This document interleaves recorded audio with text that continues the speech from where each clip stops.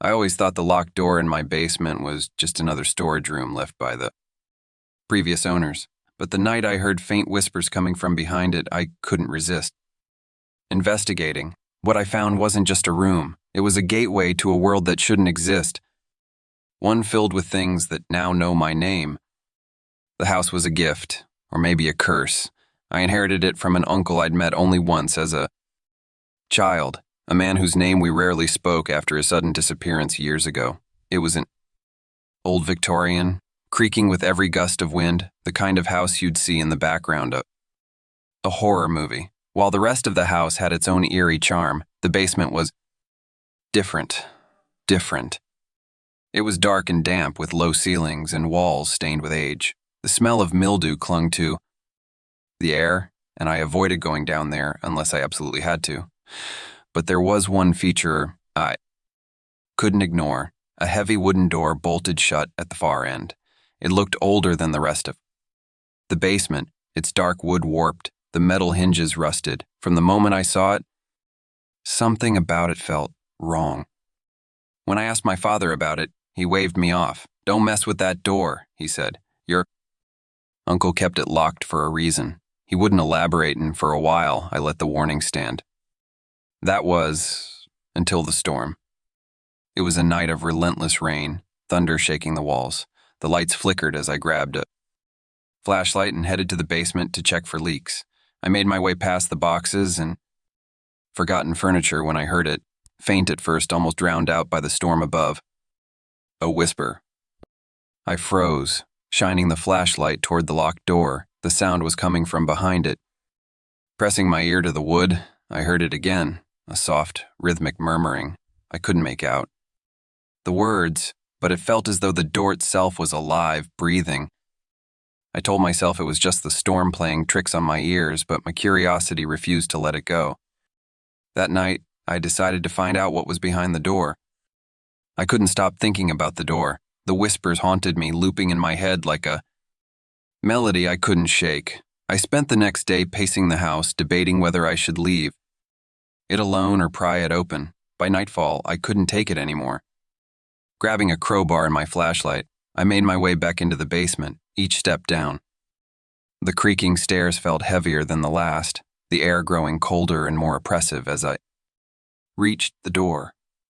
It loomed in front of me, the wood warped and damp. My hand trembled as I slid the crowbar into the gap between the door and its frame. For a moment, I hesitated, the warnings of my father echoing in my mind, but then the whispers came again, louder this time. Them overpowered my fear. With a grunt, I forced the crowbar down. The wood splintered, the lock breaking with a metallic snap. The door creaked open, releasing a puff of cold, stale air that smelled of earth and decay. What I saw wasn't what I expected. There was no storage room, no forgotten relics from a past life. Instead, a narrow stone staircase spiraled downward into darkness. My flashlight barely illuminated the first few steps, the beam swallowed by the pitch, black below. I called out, my voice trembling, but the sound disappeared into the void. The whispers grew louder, beckoning me forward. Against every instinct screaming for me to turn back, I began my descent. The stairs were damp and the air grew colder with every step.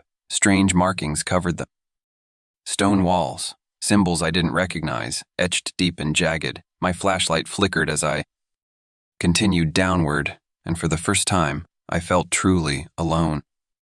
At the bottom of the stairs, the space opened into something vast. My breath caught in my throat as I stepped forward, my flashlight revealing an expanse that couldn't possibly exist under my house. It wasn't a basement, it was another world. I stood frozen, my mind struggling to comprehend what lay before me. A forest, a sprawling, alien landscape that defied everything I knew about reality. The trees glowed softly, their trunks etched with faintly pulsing veins of light. Shimmered, emitting a soft hum that seemed to resonate with the whispers still lingering in them. Air, the ground beneath my feet sparkled like crushed glass, each step crunching softly. I felt a strange mixture of awe and dread. The beauty of this place was undeniable, but it didn't feel welcoming. The air was thick, metallic, making each breath feel like I was inhaling something alive. I took a cautious step forward, shining my flashlight ahead. Cutting through the forest, bordered by dense foliage that seemed to shift and sway even though there was no wind. As I walked, I began to notice something else, shadows. They moved just at the edge of my vision, darting behind the trees or disappearing into the underbrush. At first, I thought they might be animals, but their movements were too fluid, too deliberate. The whispers grew louder, no longer faint but insistent, almost demanding. My pulse quickened. As I realized they were coming from the shadows, their voices overlapping into an unintelligible chorus. After what felt like hours, I came across a structure, a stone archway standing tall in a clearing. It was covered in the same markings I'd seen on the basement walls, but these seemed older, worn down by time. As I reached out to touch one of the carvings, a chill ran down my spine. I turned slowly, my flashlight trembling in my hand. A figure stood just beyond the arch, its form humanoid but wrong. Its eyes glowed faintly, hollow, and unblinking. It watched me for what felt like an eternity before retreating into the shadows, leaving behind a silence more oppressive than the whispers. I wanted to leave, but the path behind me had disappeared, swallowed by the forest. Panic clawed at me as I turned back toward the archway. The whispers surrounded me, their tones shifting from distant murmurs to something almost conversational. They were calling my name now, softly at first, then louder as though urging me deeper into this strange world. My flashlight flickered again, its beam faltering as I examined the carvings on the archway more closely. My heart sank as I noticed a particular image among the etchings. It wasn't just a random figure holding a light, it was me. The same posture, the same flashlight in hand. The implication sent a cold shiver through my body. I hadn't just stumbled into this world by accident. It had been waiting for me. The carvings weren't depictions of the past. They were predictions. I took a step back, but the ground felt unsteady beneath my feet, as though the forest was alive. And shifting with me, the shadows grew closer, their movements more deliberate. Shapes began to form, humanoid figures with elongated limbs and glowing, hollow eyes that never blinked. One stepped forward, its jerky movements unnatural, like a puppet being dragged along. Invisible strings. I froze as it tilted its head, studying me with an intensity that felt invasive. "Why me?" I whispered, the words trembling out of my mouth. The whispers didn't answer, but their tone shifted, becoming almost mocking. I turned and ran, my feet crunching over the glass, like ground, but no matter how far I went, the forest never seemed to end.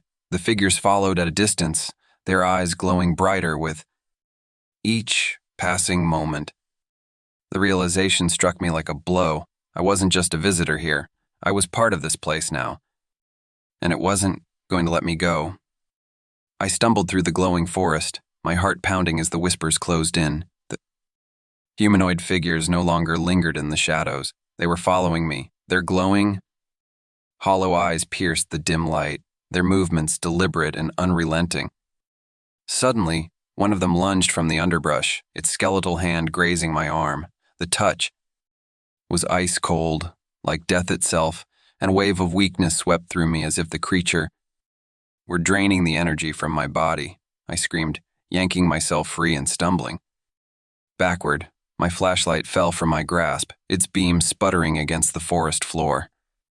The creature paused, its head tilting unnaturally as it watched me. Then, it stepped back into the shadows, the whispering voices growing louder, almost mocking.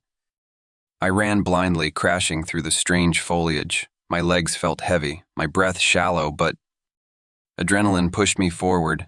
When I finally broke through the trees, I stopped short.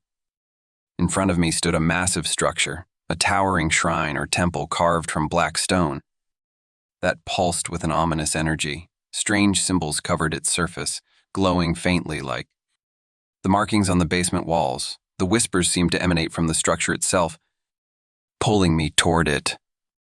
Despite my fear, I couldn't resist. I stepped inside, the temperature dropping sharply as I crossed the threshold. The interior was dark, the only light coming from carvings etched into the walls. I shone my flashlight on them and felt my stomach drop. The carvings told a story, humans stepping through a door just like mine, their faces filled with curiosity and wonder. But in the next panel, they were surrounded by shadowy figures, their expressions twisted into terror. The final image showed them consumed, their eyes hollow and glowing, just like the creatures in the forest. In the center of the shrine, I found a symbol that matched the one etched into the door in my basement. It was a lure, a trap designed to bring the living into this world, where their energy could be devoured. I realized then that I wasn't the first to find this door, but if I didn't escape soon, I would become part of its story forever. The moment I stepped out of the shrine, they were waiting for me. The humanoid figures stood in a loose circle, their hollow eyes glowing brighter than before. They no longer lingered in the shadows. They were stepping into the open, their movements slow and deliberate. "Leave me alone," I shouted, my voice breaking, but they didn't stop. The whispers grew louder, merging into a deafening chant. My name echoed through the air, repeated over and over by dozens of voices, each one filled with malice. I turned and ran, my flashlight bouncing in my hand as I searched desperately for the staircase. That had brought me here, but the forest seemed to shift around me, the trees rearranging themselves like a living maze. My panic deepened as I realized I was being herded, the creatures pushing me toward the center of their trap. Finally, I saw it, the corridor back to my basement. The faint glow of the staircase beckoned me, but something was wrong. The light was flickering, as though the portal was fading. If I didn't reach it in time, I would be trapped here forever. The creatures must have realized this too. They surged forward, their jerky movements becoming faster, more aggressive. One of them lunged, its claw-like hands swiping at my legs. I swung my flashlight in desperation, the beam slicing through the creature like smoke. It recoiled. With a screech, its form dissolving into the air. Realizing the light weakened them, I held the flashlight in front of me, using it to force my way through the swarm of figures. Their hands grasp at me, their whispers turning into guttural screams, but the beam of light kept them at bay, barely. The portal flickered again, the glow almost extinguished. Summoning the last of my strength, I sprinted forward and dove through the opening, feeling the icy grasp of the creatures brushing against my back. As I hit the cold, hard floor of my basement, the portal collapsed behind me with a deafening roar. The whispers stopped, but the terror lingered, sinking into my bones. I was safe, for now. I hit the cold concrete floor of the basement, gasping for air. My body felt like it had been crushed under the weight of something unimaginable. Every muscle ached, my arms and legs trembling violently as if the icy hands of those creatures were still clutching at me. Behind me, the door slammed shut with a force that rattled the house, the sound reverberating like a cannon blast. For a moment, the silence was absolute. I lay there for what felt like hours, too afraid to move, listening to the sound of my ragged breathing. Slowly, I forced myself to sit up, wincing as pain shot through my legs. My heart pounded as I stared at the door, still intact but radiating an unnatural energy. I knew it wasn't over. Scrambling to my feet, I dragged the heaviest pieces of furniture I could find, an old bookshelf, a rusted filing cabinet, and even the washing machine, to barricade the door. My hands shook so badly that I nearly dropped the tools as I shoved and heaved everything into place. Creak of the house sent fresh waves of panic through me, as though the creatures had found another way in. When the barricade was as solid as I could make it, I stumbled upstairs, slamming the basement door shut behind me and locking it. But the whispers didn't stop. They were muffled now, quieter as though coming from somewhere deep underground, yet they were still there. I pressed my ear against the basement door, barely able to breathe as I listened. My heart sank. The voices were faint but distinct, repeating my name over and over, layering it with an eerie rhythmic cadence. The next few days passed in a haze. I barely ate or slept, too afraid to let my guard down. Whenever I closed my eyes, I saw them, the hollow-eyed figures, their jerky movements, their icy hands reaching for me. My dreams were filled with that forest, the glowing trees, and the oppressive, unending whispers. But it wasn't just in my mind. The house had changed. Shadows seemed to stretch longer than they should, curling unnaturally around corners as though they were watching me. I began to feel eyes on me even when I was alone. The air grew heavier, thick with a presence that felt more oppressive with each passing hour. Every creak of the floorboards, every flicker of the light sent my pulse racing. Then came the mirror. I was brushing my teeth when it happened. For a moment, my reflection wasn't my own. The face staring back at me had glowing, hollow eyes, its expression blank and lifeless. Back, dropping the toothbrush into the sink. When I looked again, it was normal, but the sight of my own face did nothing to comfort me. It felt like the world I'd escaped hadn't let me go. And then, one night, the sound of metal grinding woke me. At first, I thought it was part of a dream, but as I lay in bed holding my breath, the noise grew louder. It was unmistakable, the sound of the basement door unlocking itself. My chest tightened, and every muscle in my body froze. Slowly, I swung my legs over the side of the bed, my bare feet touching the cold floor. My heart hammered in my ears as I crept toward the stairs. When I reached the top, I stopped, staring down into the darkness below. The barricade was gone. Every piece of furniture I'd shoved against the door had been moved aside, as though it had never been there. The door stood slightly ajar. A faint bluish light seeped through the crack, pulsing softly like the glow of the forest I left behind. And the whispers were louder now, clearer. They weren't just calling my name anymore. They were inviting me back. If you dare, share this story, but remember, every time you tell it, the whispers grow stronger. Are you sure you're alone right now? Or is something watching you from just beyond the mirror?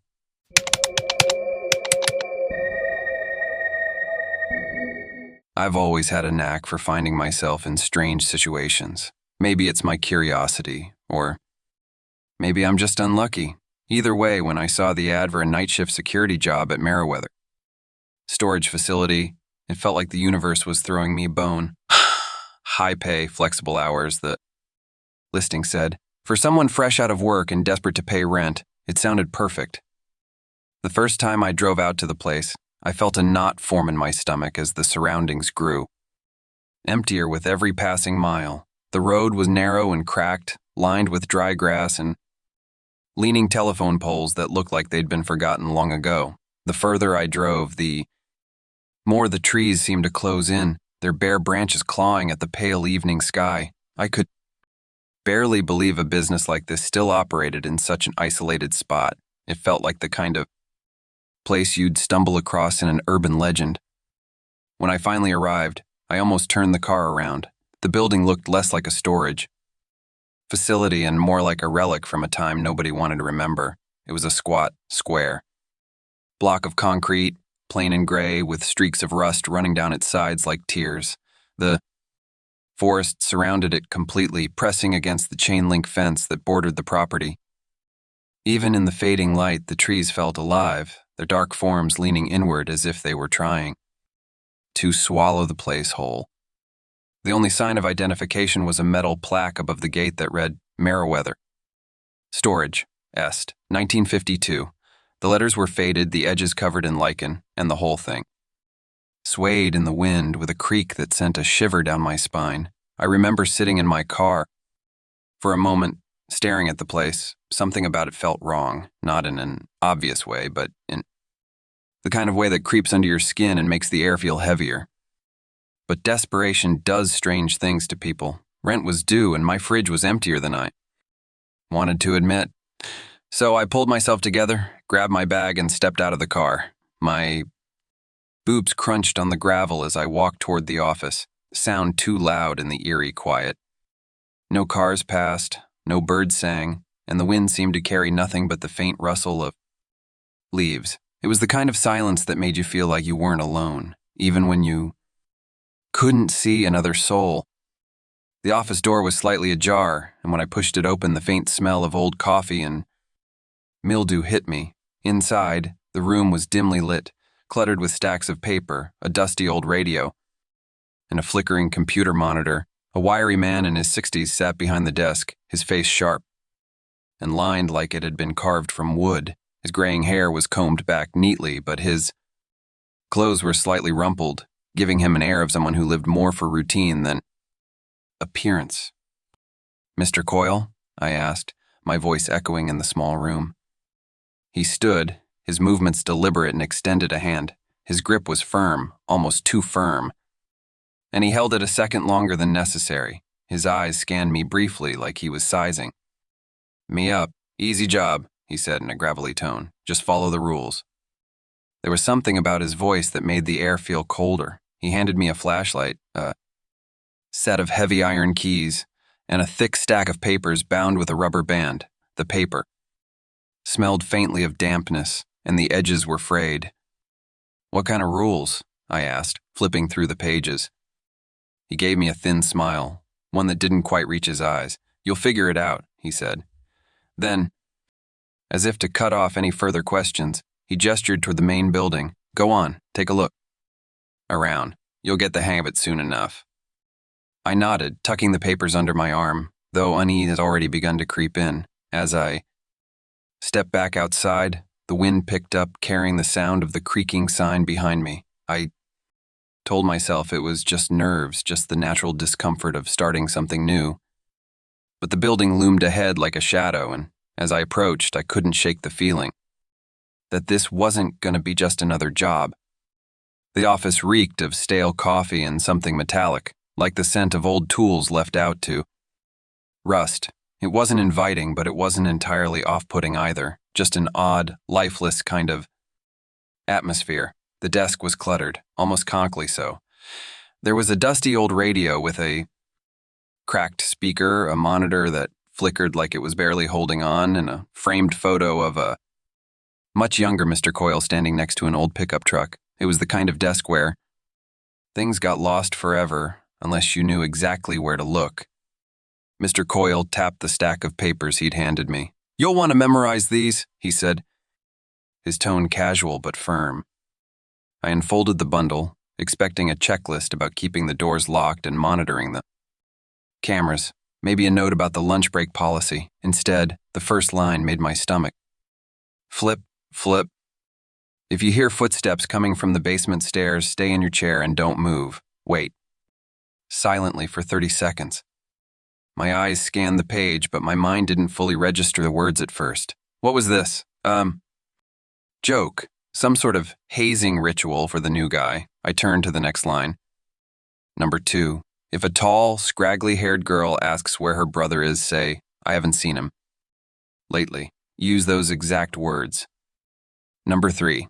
If you hear scratching at the garage door near the iron doors, tap your nightstick on it 3 times and walk away immediately. Do not say anything.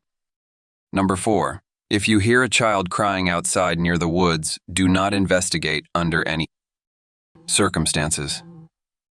Number 5. If you see a man outside with pitch black eyes, a torn suit, and a razor-sharp grin, smile and wave at him, then look away and ignore him, no matter what happens after that. I stared at the list, waiting for the punchline. None came. "Is this a joke?" I asked, trying to keep my voice steady. Mr. Coyle's expression didn't change. His smile disappeared, replaced by something colder. He leaned forward slightly, and the dim light overhead caught the sharp lines of his face. "Do I look like I'm joking?"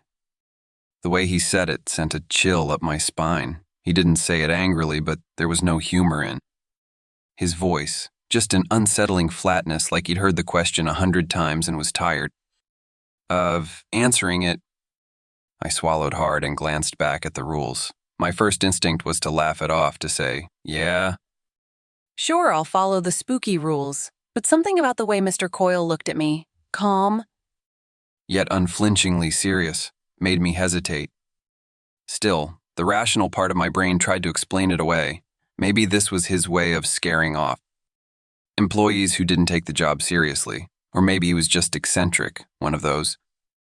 People who got a kick out of making things seem more mysterious than they really were.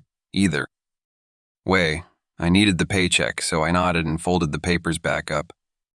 Mr. Coyle didn't press me further. He handed me a flashlight and a ring of keys, then stood and walked me to the door. "Take a good look around before your shift starts," he said. "Get familiar with the place. And whatever you do, don't forget those rules." He left me alone then, his footsteps echoing down the hallway. I stood there for a moment, holding the flashlight in one hand and the rules in the other. The office suddenly felt colder, the dim light overhead flickering like it was on the verge of burning out. My first night started out exactly how I'd hoped, quiet. I sat at the desk scrolling through my ancient flip phone, occasionally glancing at the security monitors. The screen showed empty hallways, rows of silent storage units, and the occasional flicker of a camera feed. The wind outside rattled the iron doors now and then, but inside, everything was still. For the first hour, I felt like I'd won the jackpot, a high-paying job with nothing to do but sit around and keep an eye on things. It was almost too easy. Around 10 p.m., though, the atmosphere began to change. The quiet became oppressive, like the air had thickened. I started to notice little things, the way the shadows seemed to stretch just a bit too far, the faint hum of the overhead lights growing softer, almost imperceptible. Then I heard it. At first, it was faint, like the distant sound of someone tapping on the stairs. I froze, tilting my head toward the direction of the sound, the basement. The tapping grew louder, sharper. It wasn't someone walking, it was running. The footsteps were quick, heavy, and aggressive, like whoever, or whatever, was coming up the stairs was in a frenzy. My chest tightened as the sound filled the hallway, echoing off the concrete walls. I grabbed the stack of rules, flipping it open with trembling hands. My eyes scanned the page. If you hear footsteps coming from the basement stairs, stay in your chair and don't move. Wait silently for 30 seconds. I dropped the paper on the desk, my fingers gripping the edges of the chair. The footsteps reached the top of the stairs and stopped abruptly. Then came the breathing. It was low, guttural, and wrong, like a beast's growl mixed with the sound of wind rushing. Through a narrow tunnel, I could feel it, the vibrations pressing against my chest, rattling in my ears. I clenched my jaw, every instinct screaming at me to run, to bolt for the iron doors and never look back. But I stayed still, counting the seconds in my head. 1, 2, 3. My heart pounded louder in the breathing. After what felt like an eternity, the sound began to fade. The footsteps retreated, echoing back down the stairs until the building fell silent again. I exhaled, my whole body trembling as I slumped forward in the chair. The rules had saved me, this time. But I couldn't shake the feeling that something was still watching, waiting for me to slip up. Midnight was a cruel marker that night. I paced the hallway, the sound of my boots echoing against the concrete walls. The building felt more alive than it should have, like every step I took disturbed something I couldn't see. My chest was still tight from the earlier events, and though I gripped my nightstick like it was a lifeline, I felt anything but safe. Then I saw her. She stood near the desk at the far end of the hallway, framed by the dim light of the flickering bulb above. Her figure was immediately wrong, too tall, her proportions stretched as if she'd been pulled upward by invisible strings. Her black hair cascaded past her knees in thick, matted strands covering most of her face. What I could see of her was worse. Her arms hung unnaturally low, her fingers elongated and tipped with cracked nails that looked sharp enough to cut through steel. I froze, my breath catching in my throat. I didn't need to consult the rules to know this was bad. She tilted her head slightly, her hair swaying enough to reveal glowing yellow eyes that cut through the shadows like lanterns. Her gaze locked onto mine, and my body went cold. "Have you seen my brother?" she rasped. Her voice wasn't like a person's. It was dry and broken, as though it came from a throat that hadn't tasted water in years. The rules. I had to remember the rules. What was I supposed to say? My mind raced, but panic smothered every rational thought. No, I haven't seen him, I stammered, the words tumbling out. Before I could stop them, her head snapped to the side at an unnatural angle, the motion so sharp and sudden that I heard an audible crack. Her hair shifted just enough for me to see more of her face, pale skin, stretched tightly over bone, her cheek hollow and lifeless. Her eyes burned brighter, unblinking. And for a moment, I thought she was going to lunge at me, but she didn't. She stood there for what felt like hours, her gaze piercing me before she vanished. No dramatic movement, no sound, just gone, like smoke dissipating into the air. My legs gave out, and I collapsed against the wall, gasping for air. My shaking hands fumbled for the paper with the rules, and when I found it, my heart sank. Say, I haven't seen him lately. Those exact words, I hadn't told them. The pain came next, a sharp, searing burn on my left wrist. I cried out, yanking back my sleeve, to reveal a fresh pentagram carved into my skin. The wound wasn't bleeding heavily, but it was deep, the lines red and raw like they'd been burned into me. My mind reeled. What had I done? Would you come back? My hands shook as I clutched the paper, rereading the rule over and over, as if that would somehow undo my mistake. The first sob pierced the silence like a knife, soft and broken, drifting through the cracks of the iron doors. I froze, my pulse spiking as the sound carried through the building. It was clear, unmistakable. A child's voice, trembling and desperate. Please, I'm lost. I need help, it whimpered. I clenched the nightstick in my hand, my knuckles whitening. Rule 4, do not investigate them. Crying outside. The voice grew louder, the words coming faster, tumbling over one another in a rush of fear. Help me, please, I'm scared. My chest tightened. Everything about the cries tugged at something primal in me, the part of my brain that screamed, it's just a child, go help, but I knew better. Deep down, I knew there was no child out there, not really. I stayed rooted to my chair, staring at the iron doors as the sobs turned to high-pitched wails, each one more gut-wrenching than the last. The voice cracked and broke, the desperation in it. So real, so human, that tears stung my eyes. Please, it's getting me? I shut my eyes, gripping the arms of the chair like they could anchor me. My breathing was shallow, uneven, but I didn't move. I couldn't.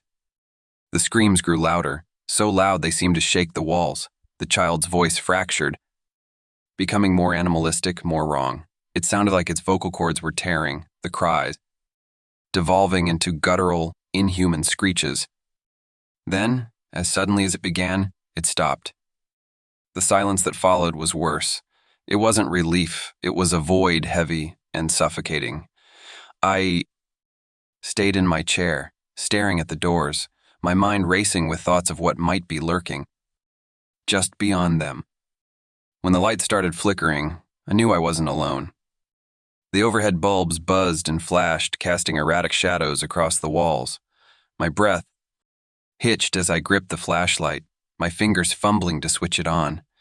The beam cut through the darkness, but it didn't make me feel any safer.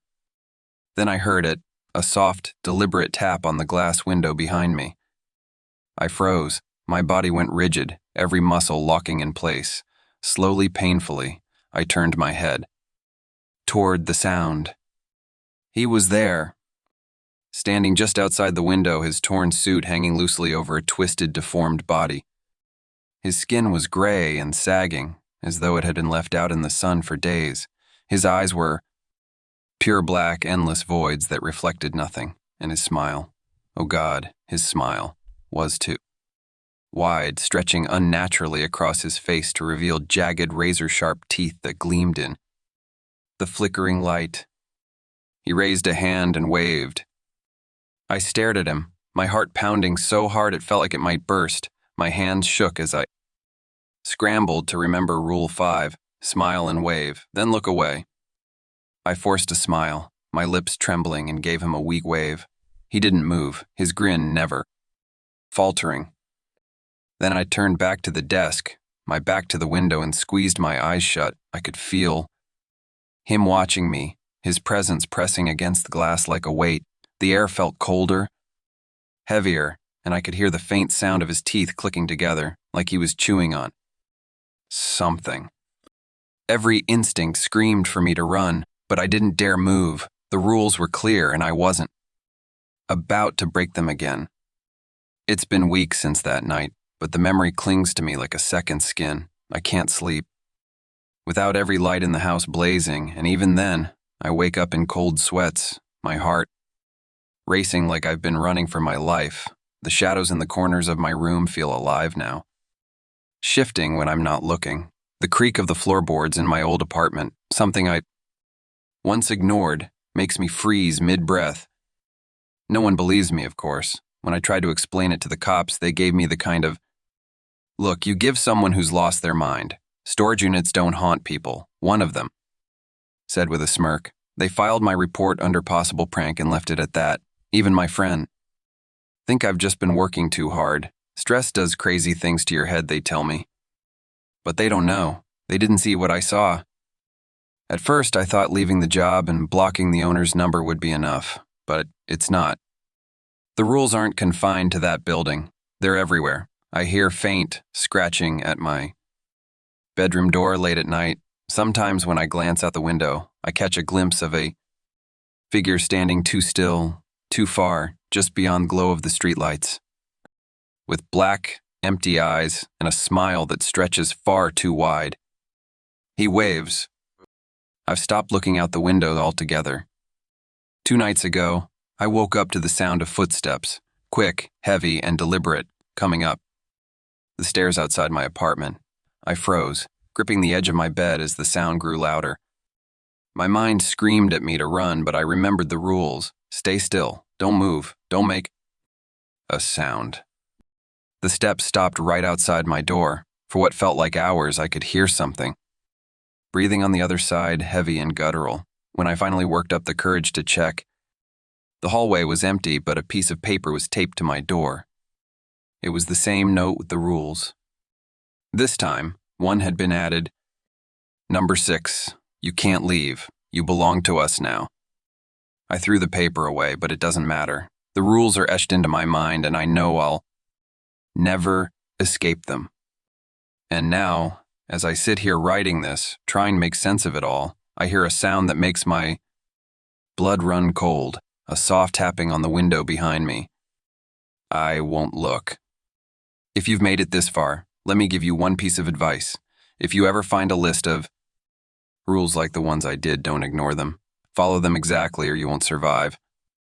And if you dare to share this story, be careful, because every time it's told, the rules spread, and they might just find their way to you.